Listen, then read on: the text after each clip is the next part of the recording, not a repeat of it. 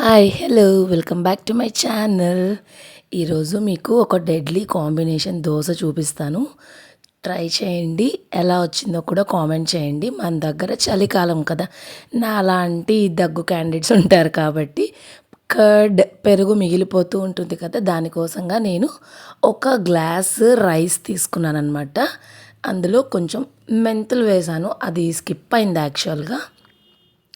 వేసి బాగా కడిగేసి మనం అందులో ఒక బౌల్, ఇట్లా నేను ఒక గ్లాస్ రైస్కి ఒక బౌల్ తీసుకున్నాను పెరుగు.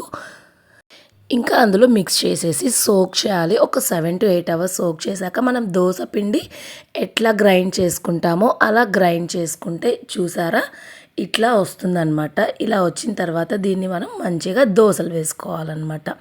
ఇది పక్కన పెట్టేసి దీని కాంబినేషన్గా ఒక డెడ్లీ కాంబినేషన్ ఇప్పుడు చూపిస్తాను. ఈజీగా బొంబాయి చట్నీ అనమాట. రకరకాలుగా చేస్తారు. దీనికోసం నేను కొంచెం చింతపండు తీసుకొని ఇలా మొత్తం నలిపేసి లోపల ఉండేదంతా తీసేసి వాటర్ ఒక్కటే ఇట్లా ఉంచానన్నమాట. ఉంచిన తర్వాత ఇందులో మనం కొంచెం సాల్ట్ అండ్ కొంచెం పసుపు అండ్ కొంచెం శనగపిండి అనమాట. మనం మిక్సీకి పట్టించింది కాకుండా బయట శనగపిండి అమ్ముతారు కదా, అది నేను ఇద్దరికి 2 స్పూన్స్ అనమాట. ఇట్లా ఒక స్పూన్ కొలత పెట్టుకుంటే ఎంతమంది కావాలంటే అన్ని స్పూన్స్ వేసుకుంటే సరిపోతుందన్నమాట. కొంచెం వేసినా కూడా క్వాంటిటీ ఎక్కువ వస్తుందన్నమాట. అందుకని ఎక్కువ ఎక్కువ శనగపిండి అయితే వేసుకోవద్దు.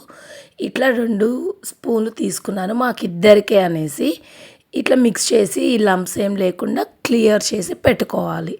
తర్వాత దీని కొంచెం పోపు కోసం కొంచెం కరివేపాకు అండ్ పచ్చిమిర్చి కూడా పక్కన పెట్టుకోవాలన్నమాట. ఇంకా పిండిలో వాటర్ వేసుకొని మనం దోశ పిండిలాగా మిక్స్ చేసి పక్కన పెట్టుకోవాలి, కొంచెం లూజ్ చేసి పెట్టుకోవాలి. తర్వాత ఇంక ఇది వచ్చేసి బొంబాయి చట్నీ కోసం అనమాట. బొంబాయి చట్నీ అంటే దీంట్లో చాలా రకాలు చాలామంది చేస్తూ ఉంటారు. దీంట్లో మనం పండు మిరపకాయలు పచ్చడి ఉంటుంది కదా, అది మిక్స్ చేసుకోవచ్చు ఆ వాటర్లో, ఇందాక చూపించిన వాటర్లో. లేదు అంటే ఇది ఇంకొక స్టైల్ అనమాట. జస్ట్ చాలా సింపుల్గా అయిపోతుంది. కొంచెం కారంగా ఇష్టపడితే మిర్చి ఒక 2 ఎక్స్ట్రా వేసుకోండి అంతే. మనం పోపు వేసేసుకొని నెక్స్ట్ మిర్చి కరివేపాకు ఇది కొంచెం చిట్లిన తర్వాత ఆవాలు, మనం కరివేపాకు పచ్చిమిర్చి కూడా వేసేసుకొని కొంచెం బాగా ఫ్రై చేయాలన్నమాట. నేనైతే ఈ జలుబు దగ్గు వల్ల నేను ఎక్కువ స్పైసీగా తినలేకపోతున్నాను.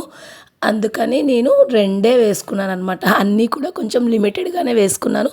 పులుపు కూడా కొంచెం తక్కువే వేసుకున్నాను అనమాట. ఇంక వేగిన తర్వాత ఇవి మిర్చి కట్ చేసి వేసేసాను.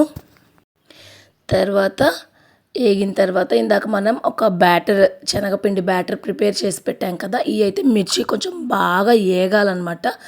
లేకపోతే మనకి టేస్ట్ అయితే బాగోదు. అందుకని కొంచెం బాగా వేగిన తర్వాత ఈ బొంబాయి చట్నీకి మనం ప్రిపేర్ చేసుకున్న మిక్చర్ వేసేసుకోవాలన్నమాట.